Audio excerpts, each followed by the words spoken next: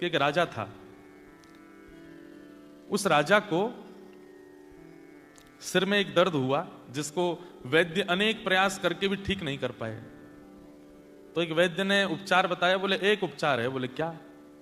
मानसरोवर में जो हंस रहते हैं उन हंसों को मार करके उनके हृदय से एक लेप बनाया जाएगा। वो लेप जब माथे पे लगाया जाएगा तब राजा का पीड़ा दूर होगी। थोड़े थोड़े आगे खिसक आओ पीछे वाले, तो पीछे देखो नहीं, आगे आ जाओ, थोड़े थोड़े आओ। तो बात सुनो।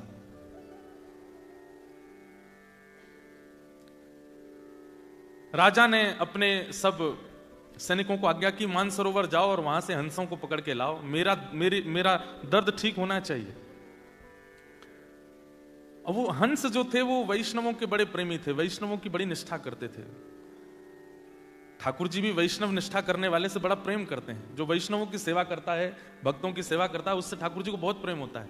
हमारे अष्टसखा कहते हैं, गिरधर जब अपनों करी जाने, ठाकुर जी ने हमको अपना लिया, ये कब जानो? बोले ताको मन भक्तन की सेवा। जिसका मन भक्तों की सेवा में बहुत लगता है, समझो ठाकुर जी ने उसको अपना लिया है। ठाकुर जी की सेवा से ज्यादा मन लगता है ठाकुर के भक्तों की सेवा में, समझो कि ठाकुर जी ने उसको अपना लिया। ऐसा अष्टसखा कहते हैं। तो उन हंसों से ठाकुर जी बहुत प्रेम करते थे क्योंकि वो वैष्णवों की बड़ी सेवा करते थे। जब कभी भी मानसरोवर पर कोई संत आते, वैष्णव आते, भक्त आते, तो ये हंस जाते थे, उनको प्रणाम करते थे, उनको वंदन करते थे। और आज इन्हीं हंस को पकड़ने के लिए राजा के सैनिक आ रहे हैं। सैनिकों को देख करके हंस वहां से भाग गए। हंस बहुत कम दिखते हैं ही नहीं। अभी केवल मानसरोवर में, वहां पे भी सबको दर्शन नहीं होते। तो सैनिकों को पता चला कि ये हंस जो है ये संत महात्माओं के हाथ से दाना चुगते हैं। इसका मतलब है कि भगवा भेषधारी इनको प्रिय लगते हैं। हम सब सैनिकों के भेष में आए इसलिए दूर भाग रहे हैं। भगवा भेष पहन लो। क्या किया? आडंबर हैं सैनिक, लेकिन बन करके कैसे आए? जटाजूट बांध करके, तिलक फोटा लगा करके, धोती वोती पहन करके, संत जैसा हाथ में करताल लेकर के नारायण नारायण करके मानसरोवर पर सैनिक आ गए।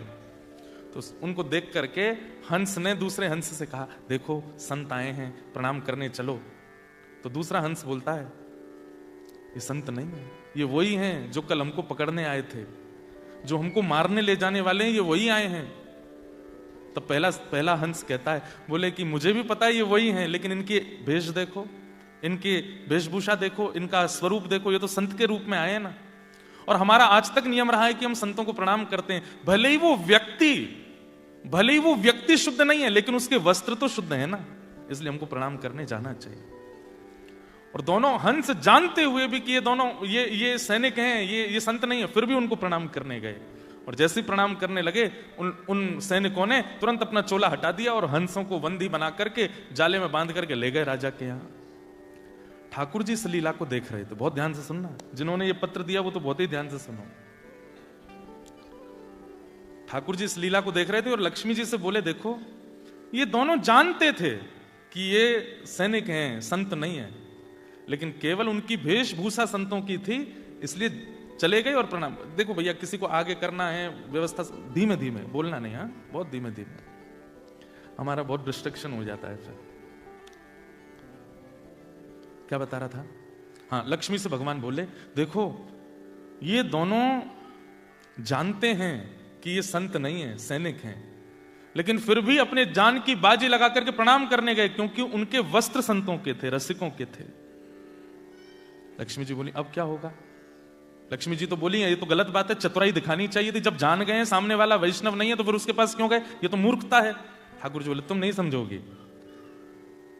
वैष्णवों के प्रति प्रीति का मतलब यह नहीं होता कि वो व्यक्ति विशेष प्रीति के योग्य है। उसके कई बार व्यक्तित्व पर प्रीति नहीं होती, पर उसका बाह्य आवरण भी पूजनीय होता है, वंदनीय होता है। वैष्णवता आवरण से लेकर के हृदय तक सब जगह होती है। किसी का हृदय नहीं होता, लेकिन बाहर का आवरण है तो उसको भी प्रणाम करना चाहिए। भगवान बोले, अब इनकी रक्षा करने मैं जाऊंगा। और ठाकुर जी राजा के यहाँ एक वैद्य बन करके पहुंच गए और बोले, देखो राजन, इन हंसों को मत मारो, मेरे पास एक औषधि है, मैं औषधि लगाऊंगा, और औषधि लगाती अगर तुम्हारी पीड़ा दूर ना हो जाए तो कहना, लेकिन अगर पीड़ा दूर हो जाए तो इन हंसों को वापस छुड़वा देना। ठाकुर जी ने अपने हाथ से लेप बना करके राजा को लगाया, राजा की पीड़ा दूर हो गई। राजा बड़ा प्रसन्न हो गया। वैद्य को खोजो, कहां है जो मेरा लेप बना के लाया था? ठाकुर जी तो अंतर ध्यान हो गए। तब हंसों ने बताया बोले कि वो वैद्य कोई और नहीं, ठाकुर जी थे, क्योंकि हम जानते हुए भी तुम्हारे सैनिकों के हवाले हो गए, क्योंकि वो संतों के वेश में थे, इसलिए हमारी रक्षा करने इस समय ठाकुर जी आए थे। समझ में आई कोई बात? क्या ये शो ऑफ दिखना, किसी के भक्ति के भाव में दोष दिखना, या किसी के प्रति ये भाव रखना कि ये तो केवल पॉपुलैरिटी के लिए या फिर केवल लोगों को दिखाने के लिए भजन करता है, एक बात हमारी बहुत ध्यान से सुन लीजिएगा। ये माथे पर उर्धपुंड अगर विराजमान है ना, तो ये बात निश्चित है कि वो किसी रूप में ठाकुर जी के द्वारा स्वीकार किया जा चुका है। आप उसमें दोष मत देखो, आपको दोष दिख रहा है। वो देखिए, अगर कोई वैष्णवता केवल आवरण और केवल आडंबर के लिए धारण करता है तो उसकी सजा ठाकुर जी देंगे। आप क्यों दे रहे हो? आप तो प्रणाम ही करो, आप तो उसको वंदन ही करो। कोई व्यक्ति भक्ति का आश्रय केवल लोगों के बीच में अपना जमावड़ा बनाने के लिए करता है, आप उसमें दोष मत देखो, आप केवल उसको प्रणाम करो, ठाकुर जी न्याय करेंगे उसका। अच्छा, तेने हमारी भक्ति का केवल पोशाक पहनी लोगों को दिखाने के लिए, आचरण में नहीं लाया, ठाकुर जी देख लेंगे, आप मत देखो। क्योंकि भैया अगर इस प्रकार व्यक्ति के मनस्थ पर आप लोग चिंता, अब कल हमने कथा सुनाई थी बरसाने में, जब कल सुनी फिर भी ये प्रश्न किया आपने, तो ये इसका मतलब कल सुनी नहीं आपने, जिनका भी ये प्रश्न है। अब कल वहां पर जब राधा बाबा ने भेजा कि जाओ जाकर के रोटी लाओ, तो वो कैसे थे? खटिया पे पड़े थे, 2 जूते पहन के मटका रहे थे, वहां सुंदर सुंदर फिल्म सितारों के चित्र लगे थे, राजनेताओं के चित्र, फिर भी उनकी रोटी पाई। बाद में खोजने पर पता चला कि वो बाह्य रूप से तो बस दिखावा कर रहे थे कि लोग मुझसे दूर हों, अंतरंग भाव को छुपा रहे थे। तो हमारी आपसे प्रार्थना है, जिसके प्रति भी आपको शो ऑफ की भावना लगी है, अब ये तो हमारे प्रति भी हो सकता है, महाराज जी बड़े हैं, धुआंधार कपड़ा बिल्कुल सफेद पहन के बालों में हाथ फेरते हुए आते हैं, कथा वथा करते हैं, ये तो, और आप लोग हंस रहे हैं, पर कईयों को दोष दिखता है, कईयों को लगता है, बोले कि ये तो केवल पाखंड है, इनका क्या है, तो अपनी क्या बोलते हैं उसको, दुकान खोल के बैठे हैं, लोगों को बुला रहे हैं या कर रहे हैं, लोगों को दिखता है। देखिए एक बात सुनो, वास्तव में वैष्णव दर्शन कहते किसको है? आपको माथे पर तिलक दिखाई दिया, गले में कंठी दिखाई दी, वस्त्र पहने हैं, धोती पहनी है, संत है तो जटाजूट है, नहीं तो शिखा है, वैष्णव आवरण दिखाई दे रहा, आप समझते हो कि यही वैष्णवता है? नहीं। हमारे ब्रज में एक बहुत अच्छी कथा याद आई है, ध्यान से सुनना। हमारे ब्रज में एक रसिक संत थे, निम्बार्क संप्रदाय के, श्री भट्ट देवाचार्य जी। तो वैष्णव रूप में रहते थे, 12 तिलक लगाते थे, और 12 तिलक लगा करके अंकित करके कंठी आदि पहन करके बढ़िया सुंदर सिंहासन पर बैठ के भजन करते थे। तो उनके बाह्य रूप को देख करके तो कोई भी आकर्षित हो जाता था। एक छोटा सा बालक उनके पास गया और दंडवत प्रणाम करके बोला कि महाराज, मुझे आपका तिलक बहुत अच्छा लगा, मुझे आपका स्वरूप बहुत अच्छा लगता है, आपकी बैठने की स्थिति, आपका बोलने का ढंग और आपकी नाम, ये सब चीज से मैं बड़ा आकर्षित हो गया हूं, मुझे आप गुरु दीक्षा दे दीजिए। तो श्री भट्ट देवाचार्य जी बोले, तुमको केवल हमारा तिलक, भजन, बोलने का तरीका और ये सभी प्रिय लगा है, और तुम इसी से ही आकर्षित होकर दीक्षा लेने आ गए हो, 2 बार सोच लो। बोले मैंने सोच लिया, मुझे तो बस मेरे पलक झपकने का मन नहीं होता, आपको देखता रहूं, ऐसा लगता है कि आपका मुखमंडल कितना सुंदर है, आपके नेत्र कितने सुंदर हैं, आप कितने बढ़िया लगते हो, आप ही मुझे दीक्षा दे दीजिए। तो भट्ट देवाचार्य जी बोले ठीक है, मैं एक प्रश्न करूंगा, उसका उत्तर सही देना। बोले बताइए। बोले तुमको मेरे अलावा और क्या दिख रहा है? तो बालक बोला, आप दिख रहे हैं, आपका आसन दिख रहा है, आपका तिलक दिख रहा है, आपके सामने पोथी रखी है वो दिख रहा है, आपके हाथ में माला है, आपकी शिखा दिख रही है, आदि आदि जो जो बाह्य रूप था वो सब बता दिया। तो भट्ट देवाचार्य जी हंसे और बोले, अभी तुम दीक्षा के योग्य नहीं हो। चरणों में गिर गया, रोने लगा, बोले आप दे दीजिए ना दीक्षा, मैं और प्रयास करूंगा, अच्छा निखरने की कोशिश करूंगा। तो भट्ट देवाचार्य जी बोले, दीक्षा के बाद मैं कोई आज्ञा करूंगा तो तुम मानोगे? बोले हाँ मानूंगा। तो बोले मैं पहले आज्ञा कर देता हूं, बाद में दीक्षा दूंगा। बोले क्या आज्ञा है? बोले मानोगे? बोले पक्का मानूंगा। ध्यान से सुनिएगा। तो भट्ट देवाचार्य जी बोले, गोवर्धन चले जाओ और 12 साल तक नित्य परिक्रमा करो, रोज परिक्रमा, और 12 साल तक बेनागा परिक्रमा करके लौट के आओगे, तब हम तुमको दीक्षा देंगे। बालक बोला, छल लिया आपने तो मुझे, आपने कहा दीक्षा के बाद आज्ञा करूंगा तो भी मानना है, पहले कर देता हूं तो ये ऐसी आज्ञा करिए, मतलब 12 साल तक तो मैं कुछ कर ही नहीं सकता। लेकिन गुरु आज्ञा मान करके वो बालक 12 साल के लिए गोवर्धन चले गए और नित्य परिक्रमा लगाते, इतनी निष्ठा। अब देखो आजकल तो गुरु लोग परीक्षा लेते ही नहीं है। आपसे किसी ने ऐसे कह दिया होता तो आप क्या करते? बोले सुनो बहुत बतेरे गुरु बैठे हैं, हम कहीं और चले जाते हैं। हाँ ये भी कोई बात है, 12 साल की परीक्षा ले रहे हो आप हमारी। तो चले गए, वो बालक भी चला गया। गुरुजी 2 प्रकार से परीक्षा ले रहे थे, निष्ठा देखूं निष्ठा कैसी है, मानता है कि नहीं, और फिर 12 साल के तप से जो परिवर्तन आएगा दृष्टि में उससे इसी का भला होगा।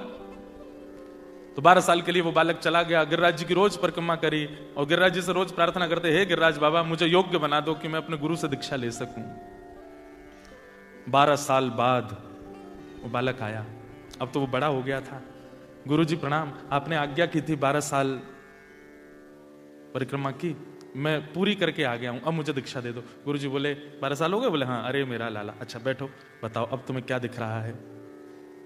बोले गुरुजी पहले तो केवल आप एक मानव जैसे दिख रहे थे, लेकिन आज आपके श्री अंग से ऐसा लग रहा है मानो जैसे सूर्य के समान तेज प्रकट हो रहा हो। आपका तिलक ऐसा लग रहा है मानो स्वर्ण मंडित कुछ माथे पर विराजमान हो। आपके रोंग कूप में ऐसा लग रहा है मानो जैसे कोई दिव्य दिव्य वेद ध्वनि प्रकट हो रही हो। खूब महिमा मंडन किया। बट देवाचार्य जी बोले अच्छा बेटा एक काम करो। बोले क्या? 12 साल के लिए फिर जाओ। बोले गुरुदेव ये क्या? बोले अभी जो तुमको दिखना चाहिए वो दिखा नहीं है, और जब तक वो दिखेगा नहीं मैं दीक्षा दूंगा नहीं। बहुत रोए, बोले कि भगवान ऐसा मत करो, मैं बहुत तड़प के आया हूं। बोले जो भी हो, अगर मुझसे दीक्षा चाहिए तो 12 साल और जाओ। वो बालक फिर से गया। 12 साल 24 साल, 12 साल पहले और 12 साल अब, बेनागा गिरिराज जी की परिक्रमा रोज की, केवल गुरु को जीवन में लाने के लिए।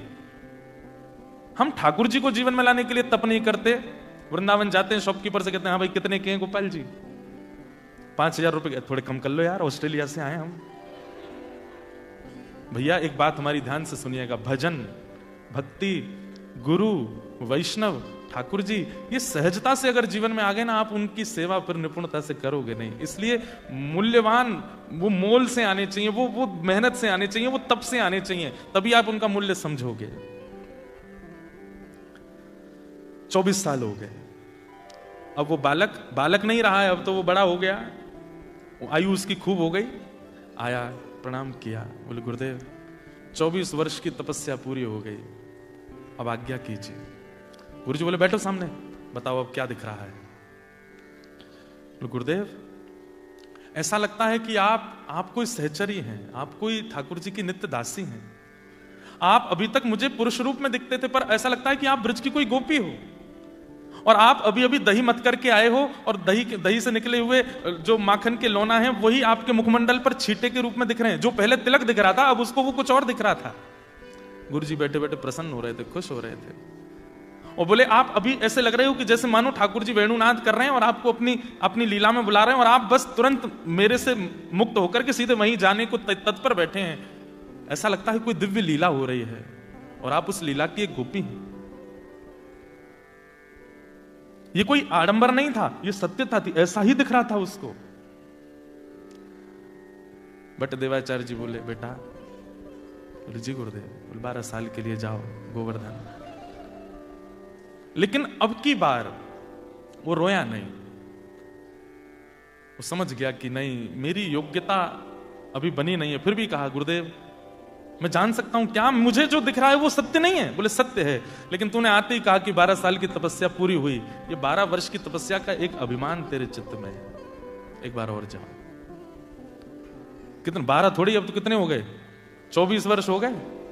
फिर से गया, 12 साल फिर गिरिराज जी की परिक्रमा करी, और जैसे ही 36 वर्ष हो गए, लौट करके जब आए, श्री भट्ट देवाचार्य जी अपने आसन पर बैठे थे, और सामने से वो जैसे ही आया, आते अब कुछ बोला नहीं, अब कुछ कहा नहीं, बस नेत्रों से अविरल अश्रुधारा गिरी। भट्ट देवाचार्य जी बोले कहो बालक क्या कह रहे हो? बोले नाथ ऐसा लगता है कि मानो मेरे सामने साक्षात यशोदा मैया बैठी हैं और उनके एक गोदी के ऊपर साक्षात किशोरी जी बैठी हैं और दूसरी गोदी में साक्षात श्री लाल जी बैठे हैं। श्री प्रिया लाल जी को गोद में लेकर के मानो जैसे यशोदा जी बैठी हैं, मानो जैसे कीर्ति मैया मेरे सामने बैठी हैं, मानो जैसे साक्षात कोई गोपी दोनों युगल सरकार को लेकर के बैठी है। तुरंत भट्टदेवाचार्य जी अपने आसन से उठे। युगल गोदी में दिखे ना? बोले हाँ। बताओ ठाकुर जी का रूप कैसा है? बोले कटाक्ष नेत्र हैं, मंद मंद मुस्कान हैं, थोड़ी थोड़ी दतुइयां दिख रही हैं। श्री जी का रूप कैसा है? बोले बिल्कुल कमलांगी हैं, कमल जैसा अंग है, सुंदर कटाक्ष नेत्र हैं, धीमे धीमे श्याम सुंदर को देख रही हैं। जब बिल्कुल विश्वास हो गया कि हाँ यही दिख रहा है, तुरंत भट्टदेवाचार्य बोले अब दीक्षा दूंगा, यही दिखाना था। अभी तक तुमको केवल मैं दिखा, अभी तक मेरी योग्यताएं दिख रही थी, अभी तक मेरा प्रभाव दिख रहा था, लेकिन वास्तविक दर्शन अब हुआ, अब तुम्हें दीक्षा देंगे। और वही हमारे ब्रजमंडल के एक अद्भुत रसिक बने वो बालक, और उनका नाम हुआ हरिव्यास देवाचार्य। क्या नाम हुआ? हरिव्यास देवाचार्य। उन्होंने बड़े अच्छे अच्छे पद गाए। था तो नाम उनका हरिव्यास देवाचार्य, लेकिन उनके पद में वो अपना नाम आता है ना, सबको सूरदास जी का नाम आता है, कुमनदास जी का नाम, उनके पद में नाम आता है हरिप्रिया। उन्होंने अपना नाम रखा हरिप्रिया। ये है संत दर्शन। हमको तिलकधारी, धोतीधारी, चोटीधारी, वैष्णव, तुलसीधारी में दोष दिख रहा है, और यहां देखिए एक आचार्य चरण 36 वर्ष तप करा करके अपनी गोद में ठाकुर जी दिखा रहे हैं। हमारी भक्ति तब जानो कि अत्यंत दोष युक्त वैष्णव भी सामने आ जाए, उसमें भी हमको गुण का दर्शन हो, तब समझो कि हमारा भजन फलीभूत हो रहा है। कोई आपसे आकर के कहे, बोले वो सिडनी वाले भैया है ना, वो पूरे दिन नाम जप करते रहते हैं, बोले हाँ, अरे वो ऐसे ही हैं, वो ऐसे ही हैं, उनकी बातें ऐसी हैं, उनके काम ऐसे ही हैं, आदि आदि सब बातें, लेकिन आपके मन में क्या है? भैया देखो मेरे सामने उनकी निंदा मत करो। ठीक है वो होंगे जैसे भी हों, पर मुझे उनके बारे में ऐसा मत बोलो। ऐसी स्थिति जब हो जाए, दोष अन्यस्य दोष गुण चिंतनमाशु मुक्त्वा, दूसरे के दोष और गुण सुनने में आपकी रुचि बंद हो जाए, तब समझो कि आप वैष्णव हो, आप भक्त हो। अरे मेलवन वाली है ना, वो ऐसे ऐसे करती है, अच्छा मुझे लग तो रहा था पहले से, उसी समय आपने अब तक जितना भजन किया ना सब नष्ट हो जाता है। अरे भैया उसको न्याय ठाकुर जी देंगे, आप उसमें दोष मत देखिए, आप उसमें कुभाव मत देखिए।